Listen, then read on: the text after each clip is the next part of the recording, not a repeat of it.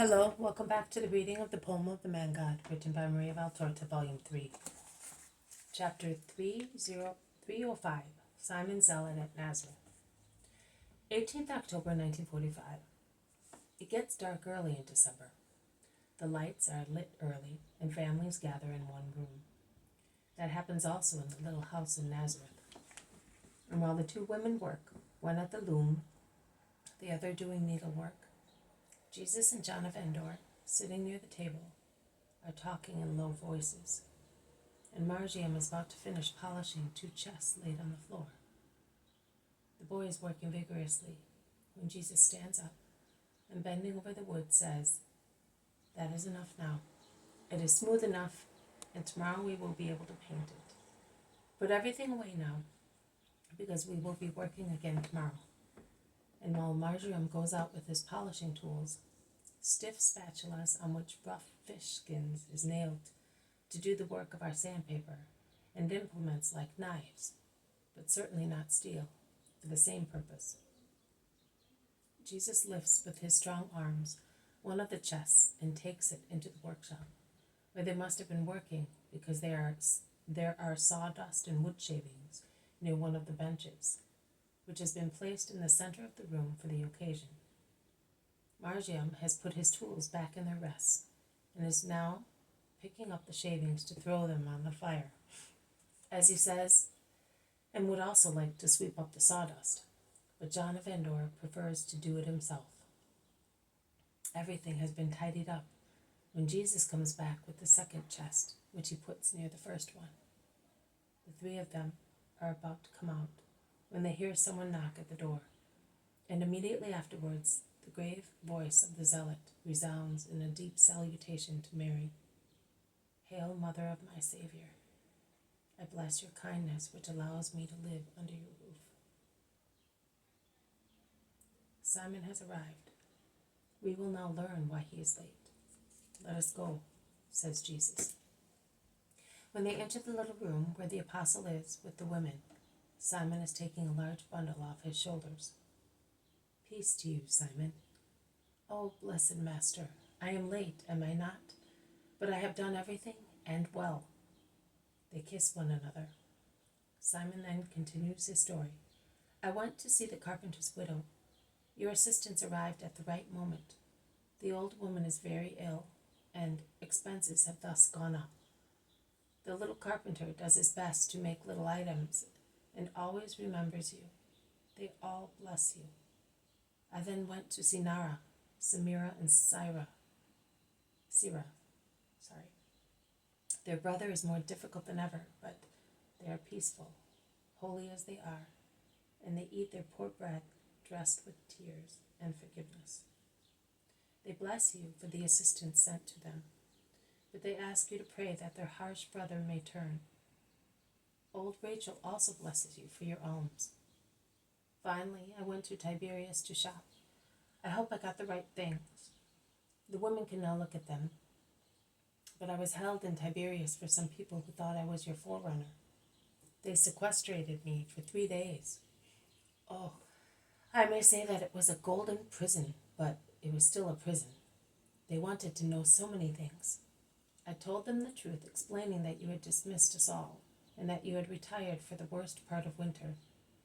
When they were convinced it was true, also because they went to Simon of Jonah and Philip without finding you, and without learning anything else, they let me go.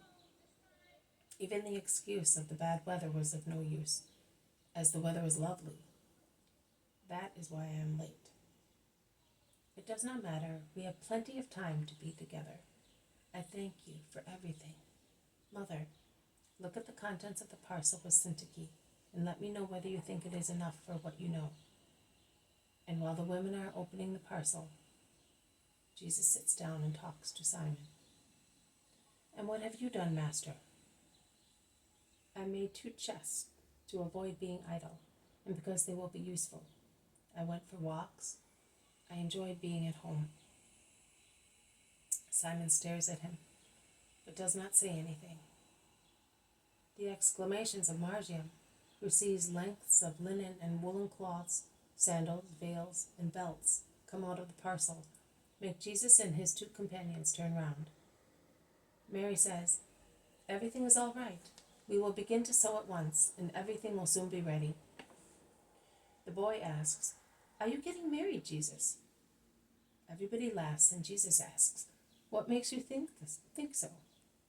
All these things for a man and a woman, and 2 chests you made. They are for your trousseau and for your brides. Will you let me make her acquaintance?"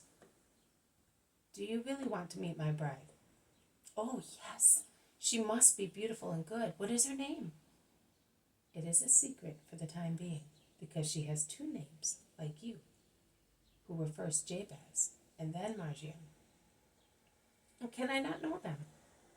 "Not just now. You will know them one day." "Will you invite me to the wedding?" "It will not be a feast for children. I will invite you to the wedding party. You will be one of the guests and a witness, all right?" "How long will it be? In a month's time?" "Oh, much longer." "In that case, why did you work so hurriedly as to get blisters on your hands?" "I got them because I no longer work with my hands. See, my dear child, how painful idleness is? Always. When one resumes working, one suffers twice as much, because one becomes too delicate. Now, if it hurts one's hands so much, how much will it hurt one's soul? See? This evening I had to ask you to help me, because my hands were so sore that I could not hold the rasp, whereas only 2 years ago I could work for 14 hours without feeling any pain. The same happens to those whose fervor and will become loose. One becomes flaccid and feeble and grows weary of everything very easily, as the poisons of spiritual diseases affect those who are weak. On the other hand, it is twice as difficult to do good actions, which previously, when one was always in practice, cost no effort. Oh, it never pays to be idle, saying, "After this period of time I will resume working with fresh energy." One would never succeed, or would succeed with the greatest difficulty. "But you have never been idle." "No, I have done other work, but you can see that the idleness of my hands has been detrimental to them." And Jesus shows his hands, which are red and blistered. Margiam kisses them, saying, "My mother used to do that to me when I hurt myself, because love heals." Yes, love heals many things. Well, come, Simon. You will sleep in the carpenter's room. Come, and I will show you where you can put your clothes, and they go out, and it all ends. This has been a reading from the poem of the Man God, written by Maria Valtorta, Volume 3, Chapter 305, Simon Zealot at Nazareth. Thank you for listening. I will see you tomorrow. May God bless you, and may peace be with you.